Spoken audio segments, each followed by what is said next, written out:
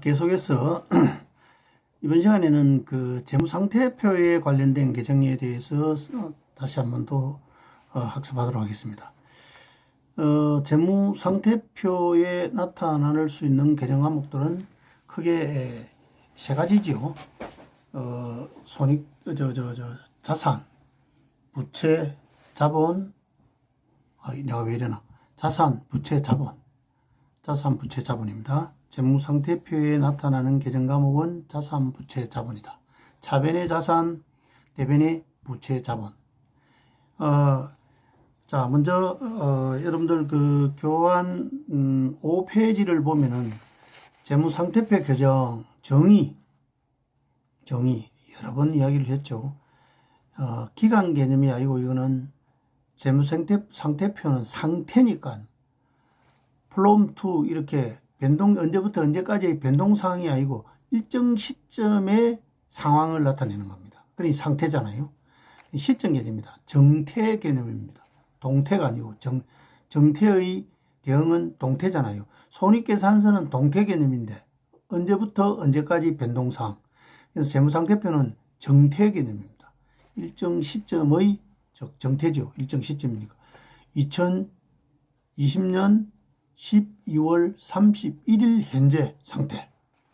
일정 시점의 재무상태를 나타내는 재무제표가 재무상태표다. 그 재무상태라는 것은 뭐를 말하나? 자산, 부채, 자본의 상태를 말한다. 구성요소죠. 차변의 자산, 대변의 부채, 자본. 차변의 자산의 증가와 잔액이 남고 대변에는 부채의 증가와 자본의 증가가 남고 그 다음 또 잔액도 대변에 남고 이렇게 여러 번 이야기를 했습니다. 그게 핵심 계정기 원리에 들어가는 거거든요. 원리에 들어가는 거니까 그건 뭐 여러분들이 반드시 알아야 되는 겁니다. 그 다음에 이제 재무상태표를 보니까 앞 시간에도 한번 했죠. 자산은 유동자산과 비유동자산으로 구분한다. 다시 유동자산은 당좌자산과 재고자산으로 구분한다. 그 다음에 비유동자산은 투자자산, 유형자산, 무형자산, 기타 비유동자산으로 구분한다. 세부적인 사항은 전 시간에 한번 설명을 했어요. 여기에 왜 다시 또 이걸 가지고 나왔느냐 하면은 이 중에서도 이제 회계 처리가 좀 복잡한 항목들이 있습니다. 자산 항목들이 있습니다. 그걸 이제 이 시간에 또 한번 다시 짚어보기 위해서 이렇게 나열을 한 겁니다. 부채는 대변에 유동부채와 비유동부채로 구분한다. 앞서 이야기했죠. 유동과 비유동의 구분은 무슨 기준이고 원 이어 룰이다. 1년 기준이다. 1년 기준으로 해서 부채 같으면 상환기간을 1년 이상 걸리면 상환기간이 1년 이상 걸리느냐 안 걸리느냐 거기에 따라서 유동과 비유동 부채로 구분하고 자산은 사용하는 겁니다. 사용해서 돈벌이에 사용을 해야 되는데 돈벌이를 해서 현금화 되는 시점이 사용하는 기간이 1년 이상 걸리느냐 1년 만에 사용하고 돈 벌고 끝내느냐 이렇게 그 1년 기준으로 해서 역시 마찬가지로 유동자산과 비유동자산으로 구분한다. 자본은 자본금과 자본잉여금, 자본금과 자본잉여금, 또 말고 이익잉여금도 있죠. 뭐 자본조정, 기타 포괄손익, 누계액 이런 것들은 아직까지 하지 마세요. 이건 나중에 좀 더 레벨업 할 그 시점에 가서 이제 해야 되는 거고. 어쨌든 여러분들이 이 시점에 알 자본 개념 과목은 자본금과 잉여금. 잉여금은 주주와의 거래 또는 사업주와의 거래에서 발생한 자본잉여금하고 장사에서 번 돈, 즉 이익잉여금이죠. 이익잉여금하고 이 두 개로 구분을 한다. 잉여금이 나오면 자본이다. 자, 이렇게 암기를 하세요. 이렇게 이제 구분되고, 그럼 자 유동자산 가운데서 당좌자산은 1년 이내에 현금화 가능한 자산, 1년 이내에 현금으로 바꿔야 된다 이 말이죠. 현금으로 전환되어야 되는 자산 중에서 재고자산은 제외한다. 재고자산도 일반적으로 1년까지 안 갑니다. 6개월 이내에, 뭐 3개월 이내에, 물론 이제 제조 공장에서 만드는 그 제조 과정이 복잡한 건 또 있겠죠. 있지만 요즘 뭐 대량 생산을 많이 하잖아요. 그렇기 때문에 재고 자산도 1년 이내에 현금화는 합니다. 하는데 당좌 자산에는 안 넣는다. 당좌 자산에는 재고 자산을 제외한 1년 이내에 현금화 가능한 자산이 당좌 자산이다. 이렇게 구분을 하면 됩니다. 재고 자산은 앞 시간에 중요하다고 설명을 한번 했잖아, 그죠? 어떤 게 있다. 또 다음 그 밑에 또 재고 자산에 대한 걸 살펴볼 시간이 있으니까 그때 가서 보기로 하고요. 그러면 현금 및 현금성 자산, 현금 및 현금성 자산. 자, 통화, 현금이잖아요, 이건 그렇죠? 지폐하고 뭐 코인하고 동전하고 이게 바로 통화잖아요. 그 다음에 두 번째 나오는 통화 대용증권. 통화 대용증권. 현금은 바로 통화인데 통화 대용증권은 현금은 아니지만 통화로 보는 거, 현금하고 같이 보는 거. 그렇죠? 통화 대용증권이라는 것은 통화로 보는 거, 통화로 보는 게 통화가 뭐고 현금이잖아요. 현금은 아니지만 현금으로 회계 처리해야 된다 이 말이에요. 대표적인 것이 뭐냐면 수표입니다. 수표 중에서도 타인 발행 수표입니다. 자기가 발행한 수표는 아니에요. 우리가, 자기라는 말은 우리 회사가 발행한, 우리 조직이 발행한 수표는 아니고 타 회사가 발행한 당좌 수표를 우리가 받았다. 500만 원 삼성전자에서 발행한 당좌 수표 500만 원을 우리 회사가 오늘 받았다. 받기는 당좌 수표 받았어요. 당좌 수표를 받았으니 당좌 수표는 들어온 거는 맞아요. 들어왔으니까 어디 됩니까? 정가. 당좌 수표의 정가. 정가니까 어디는 변이 나야 되겠노? 차변이 나야 된다. 그렇잖아요. 그럼 이제 당좌 수표라고 적고 500만 원 이렇게 적어야 되느냐? 아니다 이 말이에요. 당좌 수표를 받았으면 현금으로 적는다 이 말입니다. 통화 대용 증권으로 거래를 했으면 이거는 현금 거래로 본다. 현금 거래로 본다. 현금 거래로. 이런 통화 대용 증권의 대표적인 것이 타인 발행 수표, 그 다음 또 은행에서 발행하는 자기압 수표, 송금 수표, 바로 현금이잖아요. 송금 수표. 그 다음 또 우체국에서 발행하는 우편한 정서, 우편한 소액한 있잖아요. 우편한 정서. 그 다음 또 지급기일이 도래한 채권의 이자 만기표. 이건 이제 주식회사가 회사채를 발행해가지고 대규모 자금을 조달하거든요. 그러면 이 회사채는 회사가 빚을 지는 겁니다. 5년 후에 우리 갚을게 1년에 이자는 10%씩 주고 5년 후에 갚을게 우리인데 빚 좀 나라. 이렇게 해가 발행하는 게 회사의 본드거든요. 사채거든요. 회사채거든요. 이럴 때 이제 회사가 이자를 지급할 날짜가 다가와가지고 이자 주겠다 하는 그런 통지표입니다. 그거 받으면 그 받은 걸 가지고 해당 은행에 가면은 지정된 은행에 가면은 바로 현금 나옵니다. 그 다음에 이런 거하고 또 주식에 투자한 주주들한테 주는 건 또 뭐냐면 배당금이거든요. 배당금 수령 영수증. 배당금을 받아가시오 하면 수령 지급 통지가 옵니다. 이것도 마찬가지. 이 배당금 수령 지급 통지표를 가지고 지정된 은행에 가면은 바로 현금으로 나오는, 배당금이 나오는 겁니다. 이거는 현금으로 본다. 현금으로 본다. 통화 대용 증권으로서 현금으로 본다. 이렇게 구분하고, 그 다음 또 요구불 예금. 요구불 예금도 현금, 통화 대용 증권, 요구불 예금, 아까 했죠. 당좌 예금이나, 또 뭐, 보통 예금. 당좌 예금은 우리가 수표 발행하면 바로 인출할 수 있고, 그 보통 예금 같은 경우는 왜 됩니까? 은행에 가서 청구서 쓰였든지, 아니면 요즘은 카드로 바로 인출이 되잖아요. ATM에서. 이렇게 보통 예금이나 요구불 예금, 당좌 예금, 이런 요구불 예금은, 바로 현금 및 현금성 자산으로 본다. 그 다음에 또 하나, 현금성 자산이 이제 마지막에 어떤 게 있냐면은, 만기가 3개월 이내에 도래하는 반드시 채권입니다. 또, 예금은 어떤 예금이냐? 3개월 이에, 만기가 3개월 이에 정기예금. 1년 정기예금을 했는데 한 석 달만 있으면 만기가 돌아온다. 2달만 있으면 만기가 돌아온다. 이거는 바로 현금으로 본다.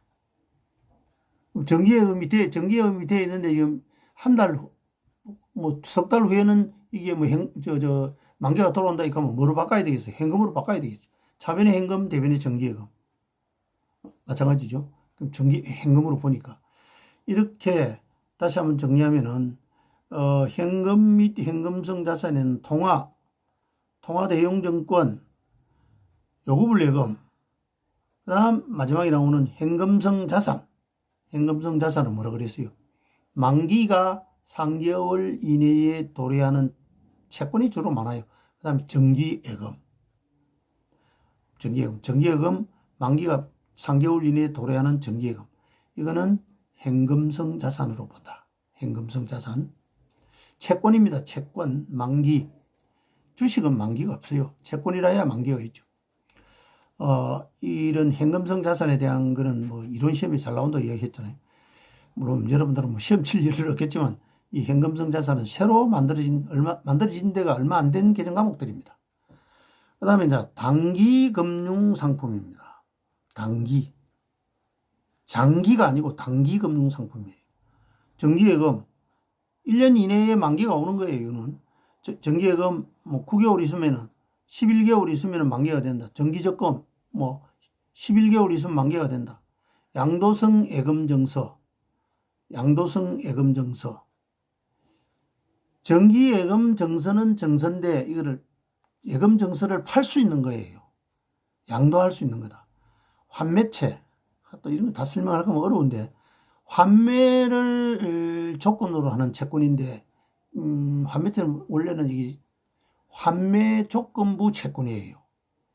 이 말이에요. 자, 은행에서 또는 안 그러면 뭐 은행에서 저한테 이 채권을 사시오. 은행은 대행을 해주는 겁니다. 이 채권을 사면은 안 그러면 회사에서 은행 보고 이 채권을 사시오. 사면은 3개월 후에 우리 회사가 다시 되돌려 사겠습니다. 그런 걸 은행이 갖고 있다. 그럼 그게 환매채가 되는 거죠. 우리 회사가 갖고 있다. 삼성이 환매채를 발행했다. 발행해가지고 발행한 환매채를 우리가 가지고 있다. 그러면 이게 바로 뭐가 되느냐? 우리 당좌 자산이 되는 겁니다. 환매채가 되는데 이거는 장기간 가는 거 아닙니다. 1년 이내에 전부 다 다시 삼성에서 사겠다. 우리가 지금 사주면은 1년 후에 6개월 후에는 삼성에서 다시 이걸 얼마 좀 더 우정 얹어주고 사겠다. 이런 조건의 채권입니다. 이제 일시적인 자금 조달을 하기 위해서 이제 용통하는 거죠. 이런 게 이제 환매채고, 또 CP가 나오네요. 기업음입니다. 기업음. 커머셜 페이퍼인데, 기업이 이것도 자금 조달하는 하나의 형태인데, 기업이 자금을 조달하는 목적으로 발행한 음 형식입니다. 음입니다. 기업이 자금 조달을 위해서 발행한 이 발행해 줄게. 우리 현금 지금 좀 둬. 그러면 3개월 후에 6개월 후에 우리가 그 관련된 이자만큼 쳐서 갚을게. 이런 이야기예요. 지급음이거든요. 기업이 발행한 지급음입니다. 그러면 기업이 빚을 지는 거예요. 이걸 산 사람은 뭐냐면 채권이 되는 거죠. 기업이 빚은 것 때문에 기업의 이 음을 취득한 상대편은 채권이잖아요. 채권이니까 자산이 되는 겁니다. 기업음을 발행한 그 기업 입장에서는 이건 부채예요. 항상. 그렇게 이해하면 되겠고. 환매채도 마찬가지입니다. 환매채를 산 사람은 투자를 했으니까 채권인데 환매채를 발행한 사람은 부채예요. 우리는 여기서는 환매채를 사가지고 있는 사람이고 기업음을 사가지고 기업음에 투자를 해가 있는 사람입니다. 그래서 채권이 되는 거예요. 이렇게 구분을 합니다. 그 다음 당좌자산에서는 매출채권. 이건 여러분 이야기했습니다. 외상매출금과 받을 거래가 일어날 때는 일어나는 그 시점에는 순수한 외상인 같으면 외상매출금으로 처리를 하고 그 다음에 음을 받고 외상으로 판매를 했으면은 받을 음으로 처리를 합니다. 그런데 보고서를 만들 때는 받을 음하고 외상매출금을 합쳐서 매출채권으로 이렇게 기록을 한다. 채권이니까 뭐 자산이죠. 이것도 1년 이내의 자산입니다. 1년 이내에 회수가 가능한 채권이다. 그 다음에 엄의 추심, 엄의 배서, 엄의 할인 이렇게 나오는데 이거는 뭐 용어 정도를 알면 되겠는데 추심이라는 말은 찾기 위해서 엄에 기재되어 있는 금액을 청구하는 겁니다. 이게 추심입니다. 청구하는 기다. 보통 이제 이 추심은 우리가 가지고 있는 그 회사에서 할 수도 있고 그 회사가 거래하고 있는 거래은행에다가 청구해달라고 추심을 해달라고 부탁을 합니다. 의뢰를 합니다. 그럼 그럴 때는 또 추심 의뢰 금액에 적혀 있는 금액을 청구해서 좀 받아도 이게 추심입니다. 그 다음 엄의 배서는 배자는 등배할 때 배자예요. 뒷면이에요. 엄의 뒷면에다가 글서자 서명을 한다. 그 뒷면에 보면은 일자, 주소, 성명, 날인 이런 칸이 여러 칸 이렇게 쭉 공란으로 해가지고 이런 난을 만들어 놨어요. 여기다가 날짜 적고 주소 적고 성명 적고 도장을 찍으면은 날인을 하면은 앞면에 적혀 있는 금액에 대해서 나도 책임지겠노라 하는 하나의 약속입니다. 무언의 약속이에요. 무슨 말인지 알겠죠? 엄의 배서라는 건 앞면에 엄이 1,000,000원짜리야. 누가 발행했노? 홍길동이가 발행했어. 그걸 누가 가지고 있노? 서울복지시설에서 갖고 있어. 근데 서울복지시설에서 이 금액을 지금 현금이 1,000,000원 필요해가지고 내인데 너가 공교수한테 너가 주려고 그래. 너가 가지고 1,000,000원을 미리 봐달라고 그래. 그럼 내가 이 엄을 받을 때 복지시설 관장한테 이거 뒷면에 관장님 배설을 해 주십시오. 그럼 배설을 해달라는 말은 뭐냐? 뒷면에 날짜 적고 주소 적고 성명 쓰고 도장 찍어도 이 말입니다. 그러면 그 관장님이 그렇게 적어주는 순간 앞면에 적혀 있는 금액을 홍길동이가 갚지 않으면은 내가 대신 갚을게요 하는 무언의 약속입니다. 이게 엄의 배서예요. 그런데 용어가 학술적인 용어는 이래 배서라 하는데 실무에서는 이걸 또 이서라 해요. 이서, 엄의 이서. 이면이잖아요. 이면, 뒷면이나 이면이나 같잖아요. 이서라 이렇게 이야기한다. 같은 내용입니다. 이서라 해도 그게 배서다. 그 다음 엄의 할인은 디스카운트 하는 거잖아요. 할인. 어떤 경우냐 하면은 우리 회사가 지금 1억짜리 엄을 하나 가 있는데 만기가 되려고 하면은 3개월을 기다려야 돼. 지금 현찰이 필요해.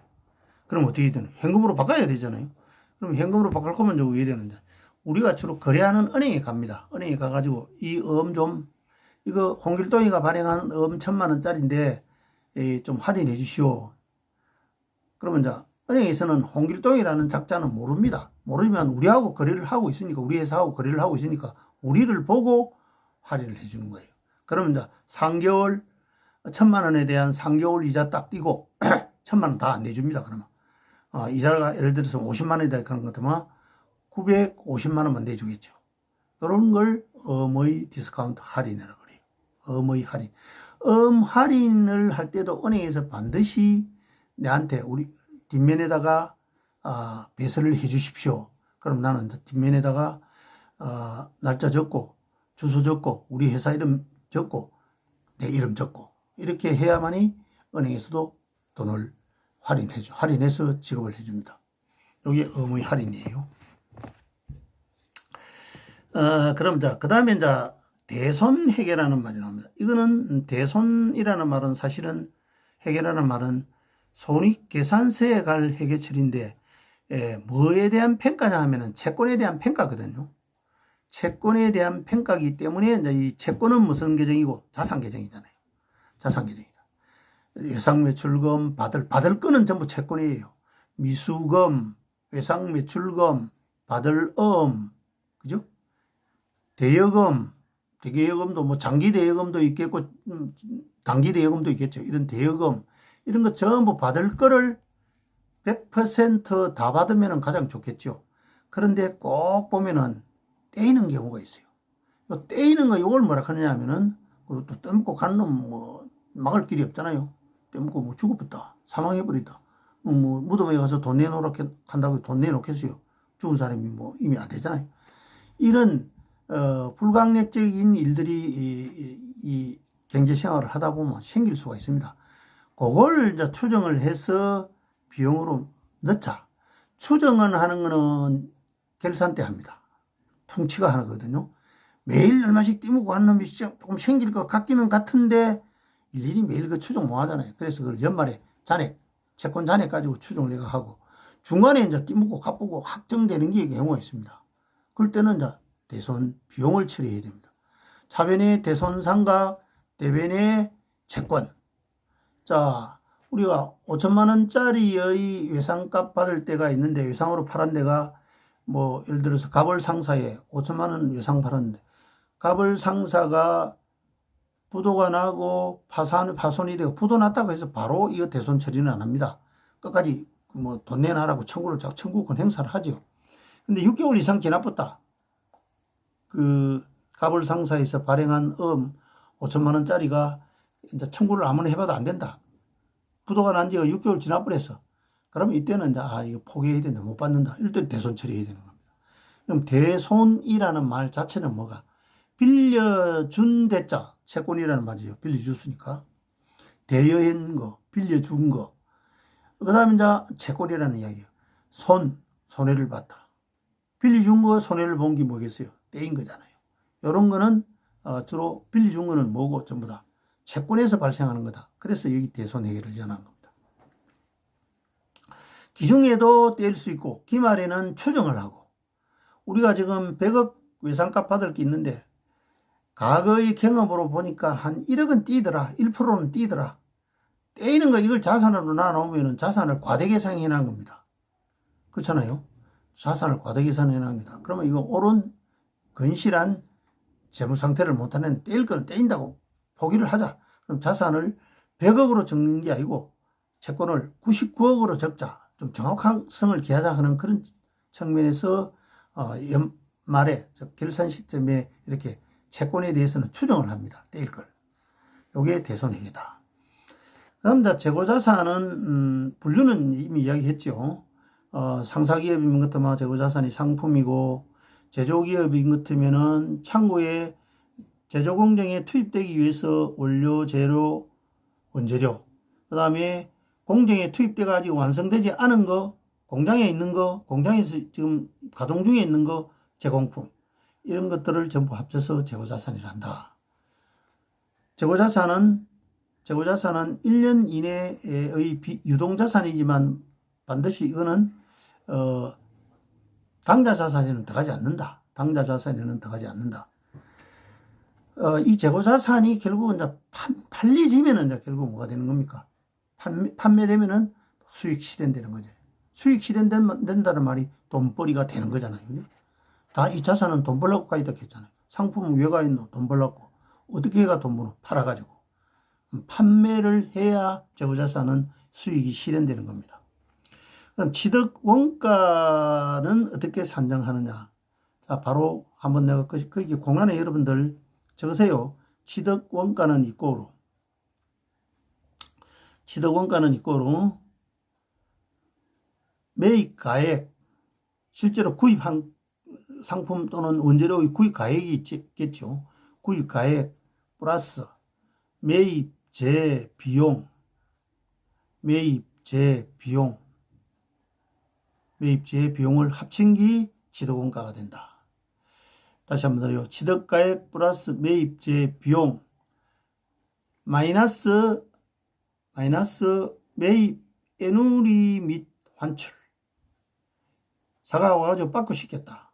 환출되는 거죠. 사과가 와가지고 조금 문제가 있어서 안 그러면 또 기간을 안 지켜줘서 조금 애누리 받았다. 깎았다 이 말이에요. 애누리 받았다. 이게 바로 애누리 받은 만큼 매입 가액에서 줄어들잖아요. 빼야 되겠죠. 취득원가에서 빼야 되겠죠. 마이너스 요소가 되고 그 다음에 환출했다. 반품했다 이 말이에요. 그만큼은 안 산 걸로 돼야 될 거 아니에요. 그래서 취득가액 원가에서 빼야 된다. 다시 한번 더 정리합니다. 취득 원가는 이꼬로 취득 가액 플러스 매입 비용 마이너스 매입 애누리 및 환출. 매입 애누리 및 환출. 됐죠? 또 이건 또 빼는 게 또 매입 할인도 하나 더 있어요. 그건 또 좀 더 배우고 나서 하고. 자, 다시 한번 더. 그럼 매입 재비용이 뭐냐? 매입 재비용이. 다시 매입 재비용은 어떤 걸 이야기하느냐? 매입 재비용은 매입 운임. 이제 만약에 그 판매처가 운임을 부담했으면 넣을 필요가 없습니다. 우리가 부담한 매입 운임, 매입 재비용은 그다음 또 그 실는데 비용이 들었다. 또 짐을 열하는데 비용이 들었다. 이렇게 하면 상하차 운임, 상하차임, 상차임, 하차임 이런 것들은 매입 별도로 비용으로 처리 안 하고 매입 가액에 넣어버린다. 왜 넣어버리냐면 이게 팔리 나가면 이게 비용이 돼버리니까. 지금 비용으로 인식 안 해도 그 팔리 나가면 비용이 되니까. 다시 한번 더. 취득 원가는 순수한 매입. 자, 상품을 하나의 우리가 이제 뭐라 하냐면은 컴퓨터 상사를 한다고 생각합시다. 우리 회사가. 컴퓨터를 한 대 샀어요. 컴퓨터를 10대 샀다, 뭐 100대 샀다, 얼마 샀다. 1,000만 원이야. 컴퓨터 싣고 오는데 운임이 10만 원 들었어. 10만 원 들었다. 그 다음 또 상차임, 하차임이 또 10만 원 들었다. 그럼 매입 컴퓨터 가격이 1,000만 원이고 1,020만 원이 된다 이 말이에요. 그 다음에 거기다가 또 뭐 나중에 가가지고 문제가 있어가지고 뭐 했노? 매입 애누리를 받았다. 또 뭐 반품했다. 그럼 빼버리면 된다. 이렇게 해가 취득 원가가 결정된다. 재고자산은 조금 복잡해요. 그 다음에 재고자산의 수량 결정 방법은 수량은 계속 장부에 기록한다.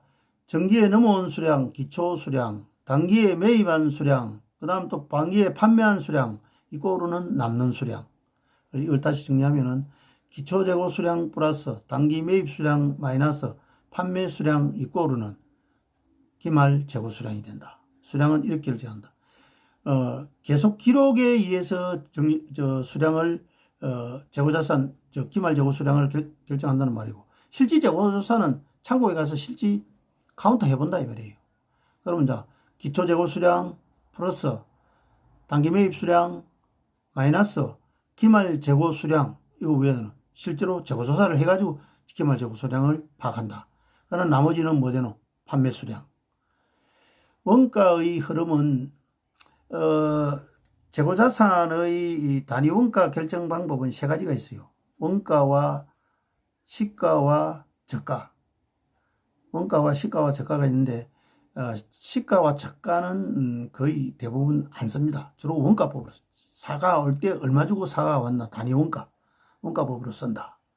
원가법을 쓰는데 이 원가법도 이제 여러 가지 가정을 합니다. 먼저 들어온 게 먼저 팔렸나, 먼저 들어온 게 나중에 팔렸나 이래 따라서 선입선출법, 후입선출법, 뭐 파이포, 라이포 이런 이야기를 해요. 그 다음 또 평균법, 단순 평균이냐, 그럼 또 가정 평균이냐. 왜냐하면 취득한 그 재고의 단위 원가의 이 재고의 단위 원가하고 새로 취득해온 단위 원가가 다르다. 이럴 때는 새로운 원가를 내야 되잖아요. 그때 바로 새로운 단가를 내는 게 단위 원가를 내는 게 가중평균법이고 한 달 동안 쭉 해가지고 들어온 가격, 들어온 단가, 들어온 가격 나누기 수량 하면 단위 원가 나오잖아요. 이거는 단순한 평균법이고 이렇게 하는 방법이 원가 흐름에 의한 단가 결정 방법이다.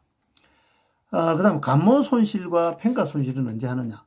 감모 손실은 장부의 수량은 10개 있는데 실제 수량은 8개 밖에 없더라. 2개가 어디에 도망갔노?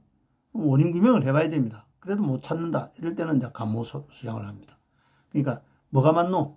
장부는 많고 실제는 적을 때 이렇게 비교하는 기고.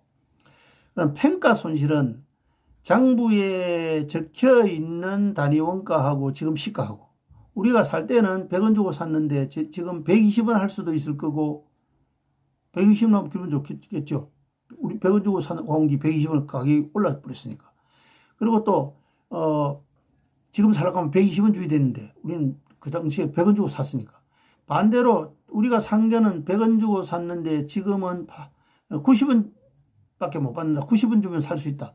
이럴 때는 즉 시가가 낮아져 버리면은 평가 손실이 생기고, 시가가 장부 단위 원가보다 높으면은 평가 이익이 생기는 거예요. 근데 평가 이익은 보수주의 회계 처리에 의해 가지고 계산하지 않고 평가 손실은 장부에 반영해야 된다. 평가 손실은 장부 원가하고 뭐하고 시가는 주로 공정가액, 기말 현재 공정가액으로 한다.